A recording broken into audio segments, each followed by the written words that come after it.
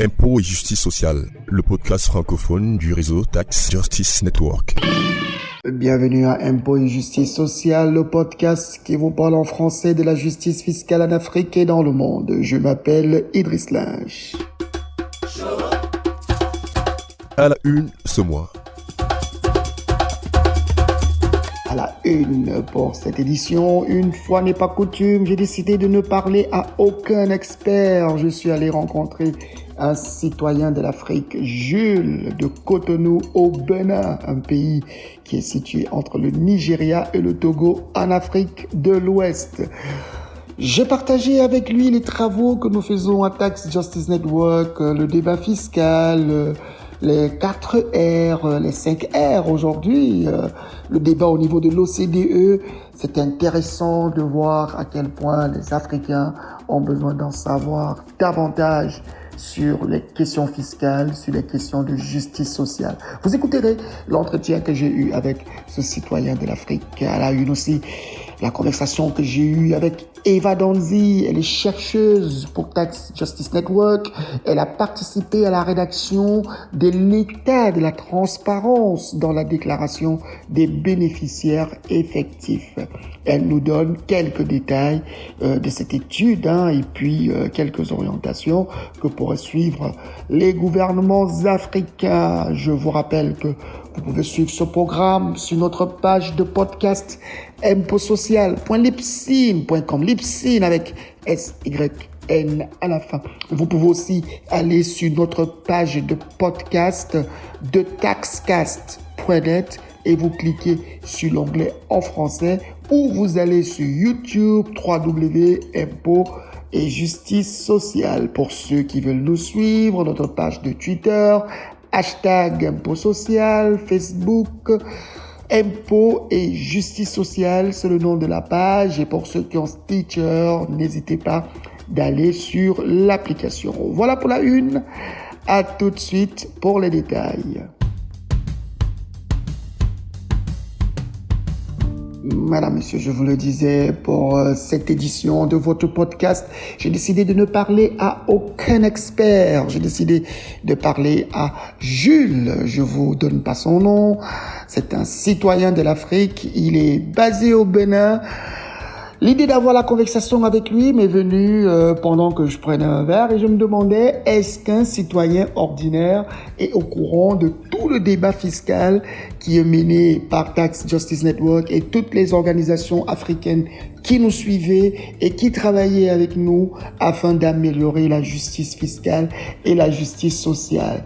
L'échange n'était pas destiné à être enregistré, mais au final, j'ai pensé que c'était bien de partager avec vous la vision de ce fils de l'Afrique. Écoutez l'entretien que j'ai eu avec Jules de Cotonou au Bénin. Alors Jules, parle-moi de toi, qu'est-ce que tu fais, où est-ce que tu es né, aujourd'hui tu as une quarantaine d'années, est-ce que le développement de ton pays ressemble à ce que tu rêvais lorsque tu étais petit? Partage-nous ton expérience. Oui, Jules, je suis né dans un village Boycon, c'est à 130 km de 129 à peu près kilomètres d'ici. Et après, j'ai émigré à Cotonou. Je vis maintenant actuellement à Cotonou, au Bénin. Je suis un agent immobilier. Lorsque vous me parlez de fiscalité, c'est un choc pour moi.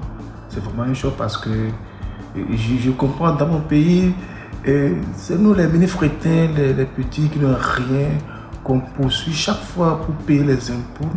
Alors que parfois j'entends des hommes d'affaires, telle personne doit des milliards d'impôts, on a fait des redressements à tel milliard, et est-ce que après un redressement et que la personne a payé effectivement par de suite, on n'en sait rien, la suite on n'en sait rien, mais je demande maintenant où est l'État lorsque cette personne-là devait des milliards, alors que nous, les menus qui ont des petites boutiques là, déjà décembre ou bien au novembre là, on ferme ta boutique, on dit tu n'as pas payé d'impôts, on te poursuit, tu es derrière, et même pour avoir de petits marchés, pour fournir de fournitures.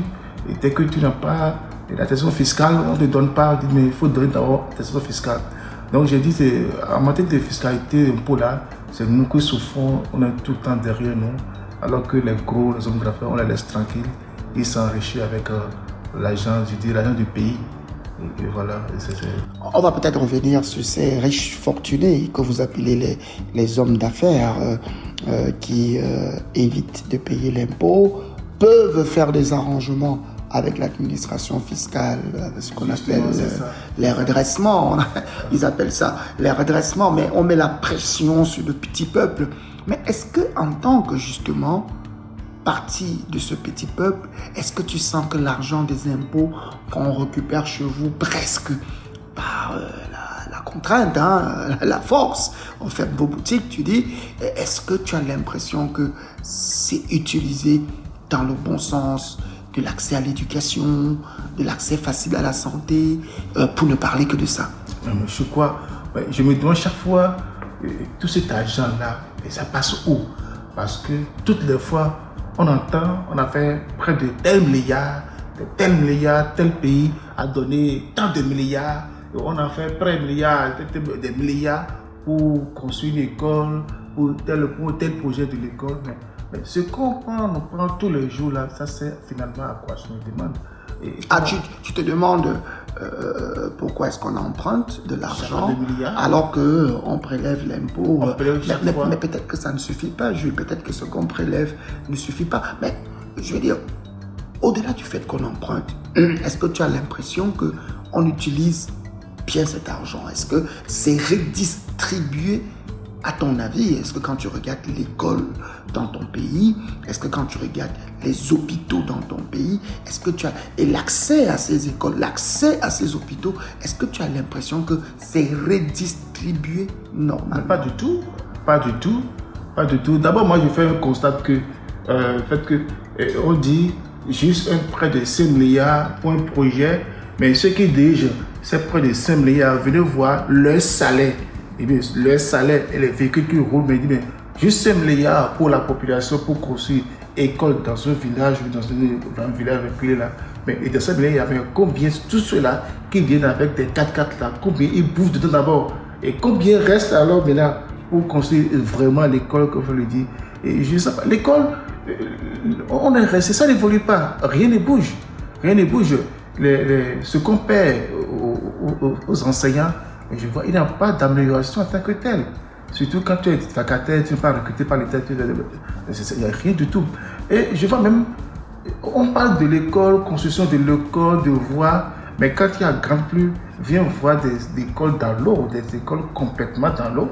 Et pour avoir assez de ces écoles, c'est difficile.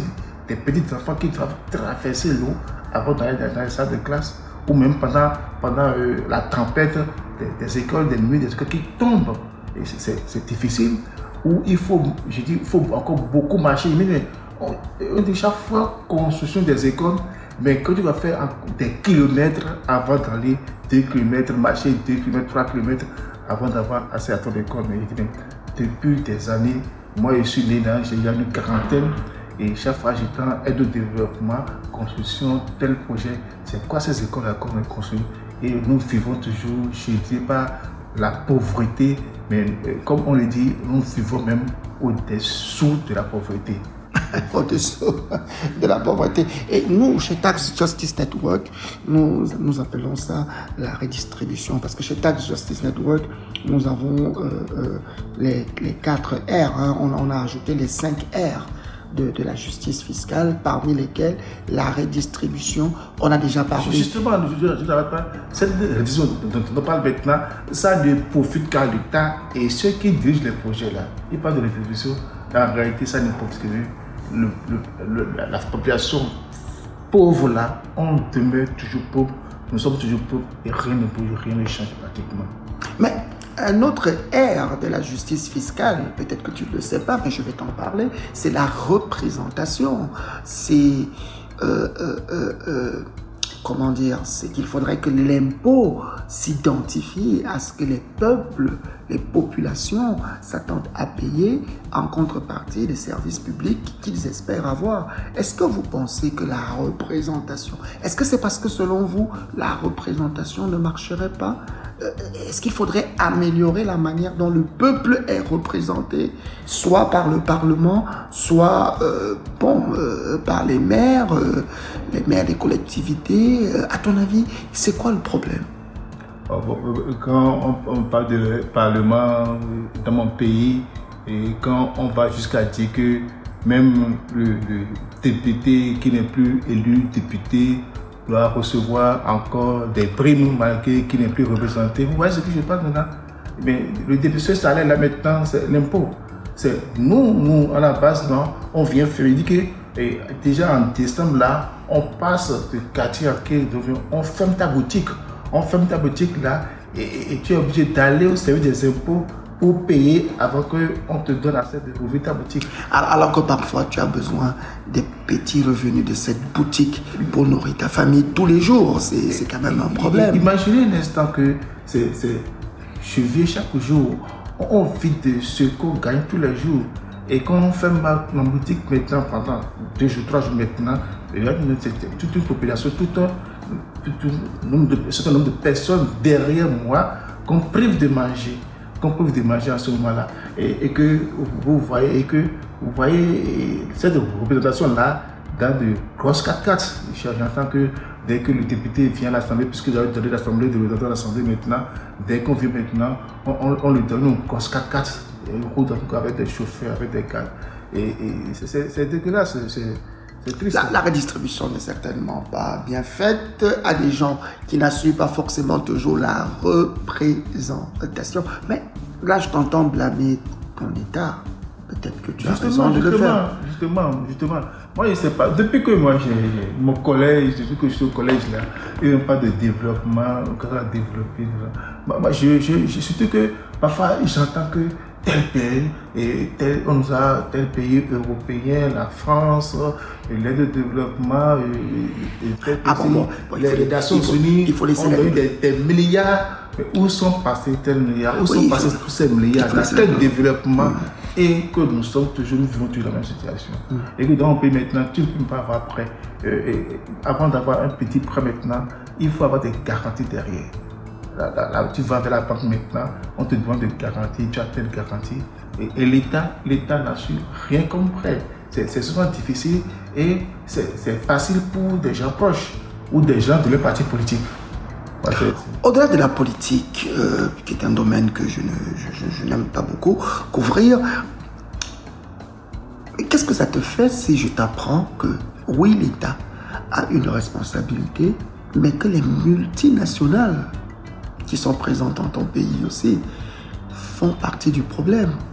Ces multinationales utilisent des stratagèmes pour dire que il n'y a pas de main-d'œuvre ici dans votre pays, le Bénin. Ils vont importer la main-d'œuvre et payer des frais qu'on appelle les prix de transfert. Il n'y a pas de matières premières dans votre pays. Ils vont acheter les matières premières sur le marché international dans le cadre de ce qu'on appelle les prix de transfert. Si je t'apprends que les multinationales sont celles qui ponctionnent encore plus de ressources ou autant de ressources que la corruption, qu'est-ce que tu en penses? Voilà, vous m'apprenez une grande chose. Moi-même, je me demande, je me pose la question, c'est quoi, je sais pas, quand tu vois, pas de multinationales, mais ils sont là maintenant, pour un projet maintenant, il faut faire venir des experts de l'extérieur. Eh bien, nos universités, elles servent à quoi? Nos universités servent à quoi, je suis là. Et que il faut faire venir des gens de l'extérieur. Et ce sont eux. Et quand ils viennent là, je vous jure que quelqu'un qui vient de l'extérieur, même compétence que celui national maintenant, il gagne 3 fois le salaire. Pendant que celui qui est national, on lui fait payer 200 000 francs par mois. Viens voir l'autre qui vient de l'extérieur, il a 1 million, 2 millions, 1 million 500. Et voilà. Et c'est ce qui pousse plus. En France, c'est CFA, pas en dollars. C'est CFA, bien sûr. Ok. Et c'est dommage. À quoi servent nos écoles? Et je pense que c'est ça qui explique aujourd'hui la tendance que on dit que bon, ceux qui ont les moyens maintenant, il faut envoyer mon enfant se former dans les universités à Paris, au Canada, et tout le monde est attiré à envoyer son enfant à l'extérieur se former. Moi, je me pose aussi la question. Une injustice qui alimente une autre injustice, évidemment, parce que si tout le monde n'a pas d'argent pour aller utiliser... J'entends des noms des professeurs, des cadres, des professeurs de maîtres de conférences, des professeurs de CAMES, des trucs comme ça, qui sont bénévoles, qui sont à Cotonou ici, qui sont dans nos universités. Mais comment ils forment? Notre professeur là, il n'a pas la compétence pour former des cadres béninois. Et qui évitera effectivement ces prix de transfert, c'est un autre problème et c'est vraiment très compliqué. Mais parlons de solutions. Aujourd'hui, pendant 20 ans, j'imagine que tu ne le sais pas, est-ce qu'il y a un débat fiscal où on vous parle des problèmes fiscaux internationaux au Bénin? Est-ce que en dehors de la conversation que tu as avec moi aujourd'hui, est-ce que tu avais déjà entendu parler du débat fiscal international? C'est le secret d'État. Il n'y a jamais eu de débat sur la fiscalité au Bénin. Et s'il y a un débat là, c'est pour sensibiliser la population, venez payer à temps votre taxe, ne faites pas passer TVM, c'est bon, on va voir tel numéro, vous pouvez payer dessus. C'est un débat là. Tous les débats sur la fiscalité, c'est pour nous dire à la population, c'est pour nous inciter à venir payer à temps. Mais il n'y a pas un débat où, même non pas par l'État, hein, même par les intellectuels, par la société civile, où des gens viennent vous expliquer que les multinationales, par exemple, sont un problème, que les pays du G20... Tu ne verras jamais entendre ça là. Que par exemple les pays du G20, jamais. Les pays du G20 sont un problème. Les 20 pays les plus riches du monde... Il n'y a aucune information sur ça là. Bon, je ne suis pas intéressé à rechercher des trucs comme ça. Sur Internet peut-être, mais il n'y a aucun débat sur telle entreprise multinationale ou bien multinationale. Maintenant que tu sais, maintenant que je te le dis, parce que moi je travaille dessus, que au-delà de la faiblesse des États, il y a toutes ces multinationales. Selon le rapport d'un ancien président sud-africain qu'on appelle Thabo Mbeki, l'Afrique et même les Nations Unies, l'Afrique perd pas moins de 90 milliards de dollars chaque année 10 milliards de à cause de l'évasion des flux financiers illicites, des multinationales, des riches fortunés et tout ça. Et que l'aide au développement, c'est autour de 50-60 milliards. Quand toi tu apprends ces chiffres, je ne te parle pas des États, je te parle des multinationales. Quand tu apprends ces chiffres, quel est ton sentiment en tant que citoyen africain? Je me dis quand même, vraiment, nous souffrons ici, et nous qui maintenant, on se dit, mais il faut aller chercher de l'argent, pendant que nous-mêmes, nous avons l'argent ici, et nous volons nous-mêmes, et voyons tout ça là. Dans ce cas, on ne se vole pas nous-mêmes.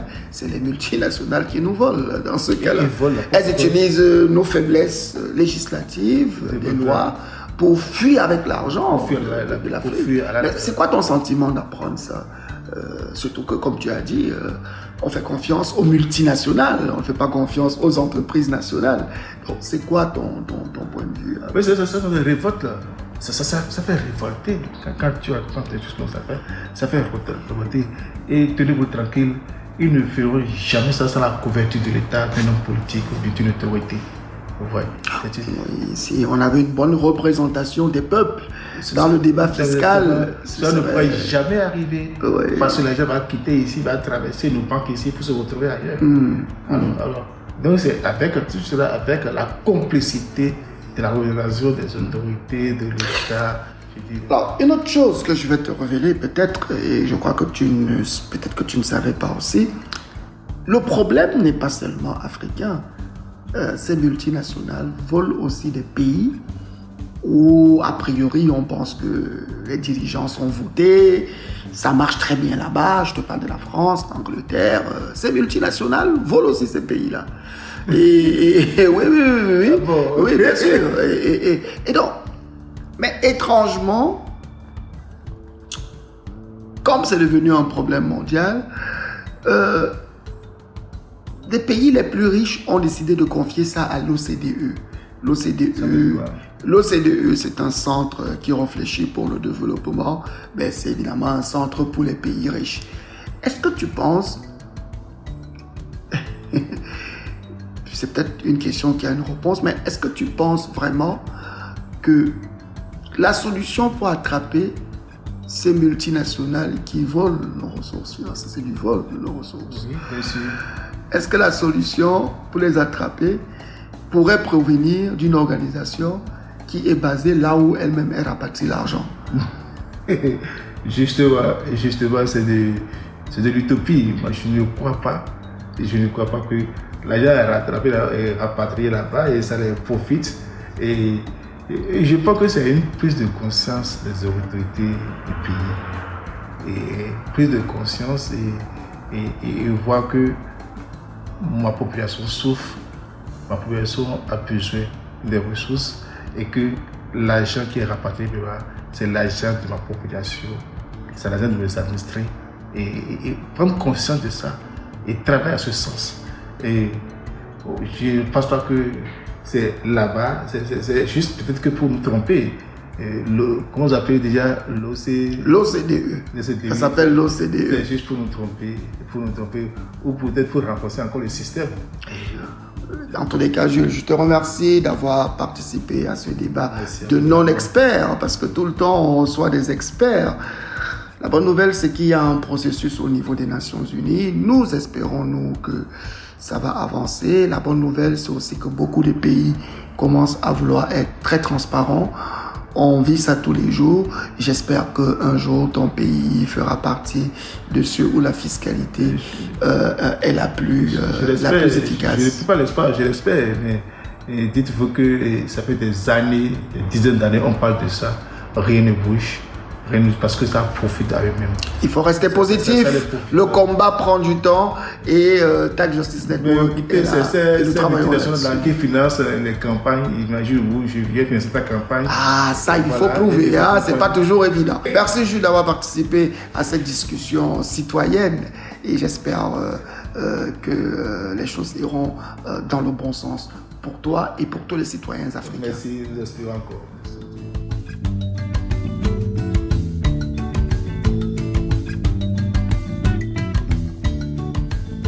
Une conversation assez intéressante parce que voilà, j'ai eu l'occasion d'écouter quelqu'un, j'espère que vous avez apprécié, j'ai eu l'occasion de causer quelqu'un qui parlait vraiment sans aucune théorie et qui exprimait son ras-le-bol. Évidemment, on blâme toujours les États, c'est sûr que nos États ont une responsabilité, mais il y a aussi l'action des riches fortunés, des multinationales qui développent chaque jour des stratagèmes pour cacher leur fortune, pour cacher leur lien entre eux et des biens, des patrimoines mobiliers, immobiliers. Et justement, un des aspects du plaidoyer de Tax Justice Network est la transparence sur les bénéficiaires effectifs. C'est le B de ABC, vous savez, l'échange automatique d'informations, le reporting pays par pays, mais aussi la transparence sur les bénéficiaires effectifs. À ce propos, le 13 mars, un rapport a été publié sur l'état de la transparence des bénéficiaires effectifs dans le monde, en Afrique et en Amérique latine. Eva Danzi est chercheuse chez Tax Justice Network.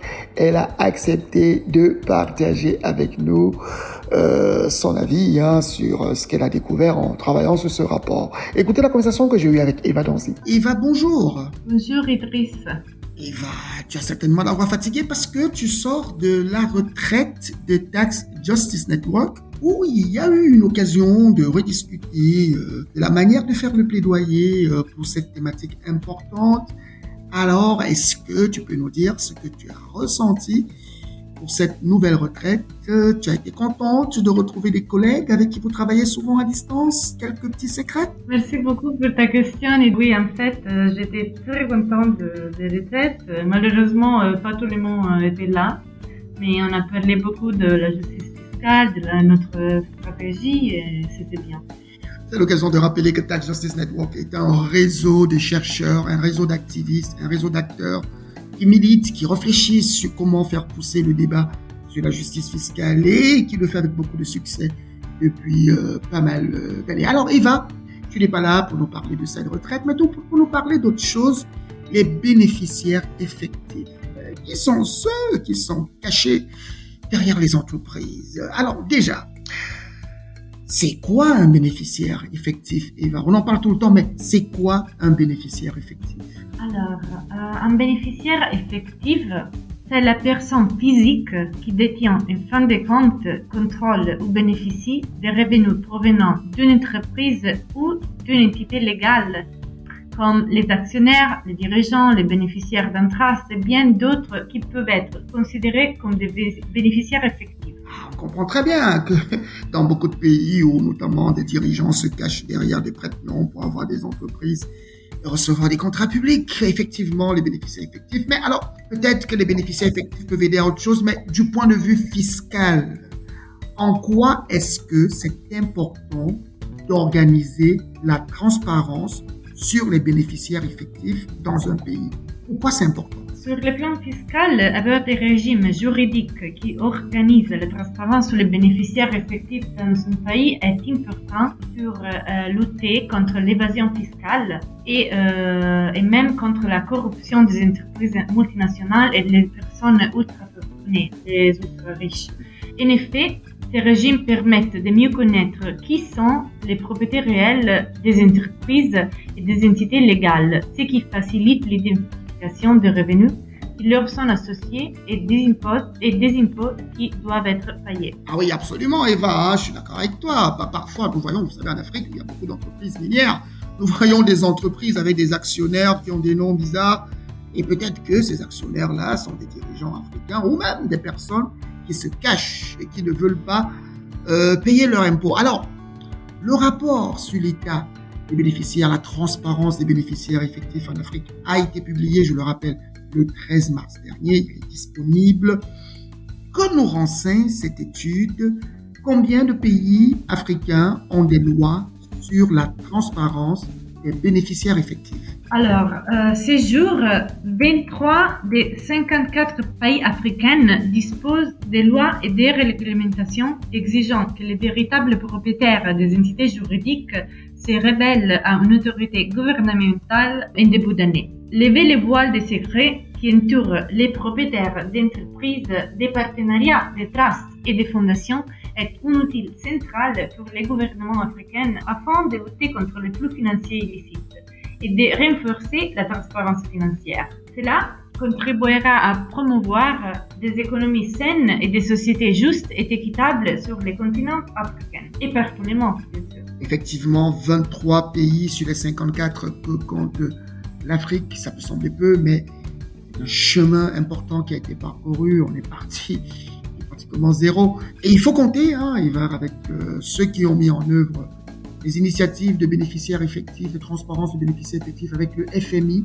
près de 32, ou encore ceux qui mettent en œuvre les initiatives de transparence sur les bénéficiaires effectifs avec l'initiative pour la transparence des industries extractives. Mais alors, Eva, c'est bien d'avoir des lois, mais le problème que la société civile relève souvent en Afrique, c'est l'application des lois. Alors, est-ce que ça suffit d'avoir des lois? Est-ce qu'il ne faudrait pas aussi qu'il y ait une application effective? Bien sûr, avoir des lois en place ne suffit pas, car les lois doivent être là, mais doivent également être appliquées, comme tu as dit. Nous pouvons discuter des mesures à prendre pour améliorer l'application de la loi, mais rien de tout cela n'existe si la loi n'est pas là, si la loi n'est pas en place. Cette loi doit être bien sûr la première étape. Le changement ne se produit pas du jour au lendemain, mais nous devons commencer quelque part. Aucun pays dans le monde n'a de cadre juridique parfait ou d'application parfaite. Et l'Union africaine a déjà démontré son leadership dans des autres domaines. Oui, en effet. L'Union africaine a démontré son leadership dans d'autres domaines. Et d'ailleurs, continue de démontrer son leadership en matière de lutte contre les flux financiers illicites. La Commission économique pour l'Afrique a placé cela parmi ses activités prioritaires. Alors, on le sait, aucun pays n'a des lois parfaites et je suppose que même les 23 pays africains qui ont déjà des lois sur la transparence des bénéficiaires effectifs n'ont pas forcément des lois parfaites. Il y a beaucoup de choses à améliorer. Et ceux qui sont en train d'adopter des lois devront aussi avoir des lois parfaites. Alors, Eva, quelles sont les recommandations principales que vous donneriez aux pays africains relativement à une mise en œuvre effective de la transparence sur les bénéficiaires effectifs? Merci pour ta question. Alors, pour que la transparence puisse aider à lutter contre les flux financiers illicites, tous les propriétaires de toutes les entités juridiques doivent s'inscrire et tenir leurs informations à jour auprès d'une autorité gouvernementale. Avec les Tax Justice Network, on a publié un roadmap qui explique tout ça. Mais c'est même très important que toutes les informations doivent être accessibles au public. Il doit y avoir des mécanismes de vérification rigoureux en place ainsi que des sanctions suffisamment fortes pour dissuader. En somme, il est très important que les gouvernements africains et les gouverneurs de tout le monde s'engagent pour une transparence accrue des bénéficiaires effectifs afin de lutter contre la corruption, la fraude et les flux financiers illicites. Et ce qui contribuera à un développement économique durable et équitable pour tous. Comme on le sait que l'Afrique, c'est un net creditor to the world. C'est un créditeur net pour le monde.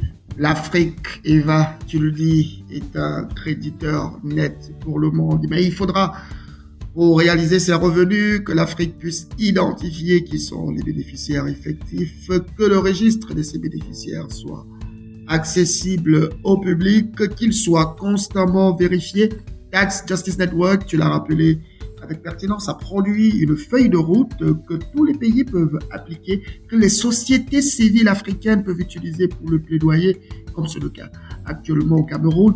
Eva, je te dis merci d'avoir participé à ce podcast et de nous avoir éclairé sur l'état de la transparence des bénéficiaires effectifs en Afrique et bien sûr dans le monde. Tu as travaillé dessus. Je te remercie pour ta participation.